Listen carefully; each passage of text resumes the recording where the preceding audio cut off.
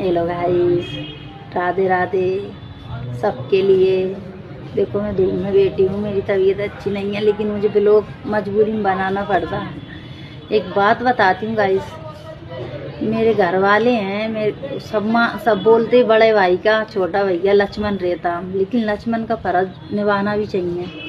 लेकिन उसने लक्ष्मण ने बनवारी नाम है उसका, मेरे देवर का, उसने मेरे साथ इतना गलत करा। उसकी मिसेस का नाम है बती प्रजापति, उसकी मिसेस है। उन दोनों ने मिलके नहीं, मुझे ऐसा मेरे पति के खिलाफ क्या बताऊं, मेरे खिलाफ और पति के साथ मिल गए दोनों तीन ही।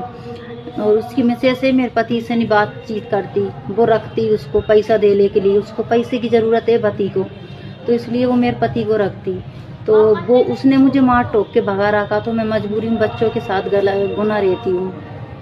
इतना गलत कर रखा बती ने और बनवारी ने।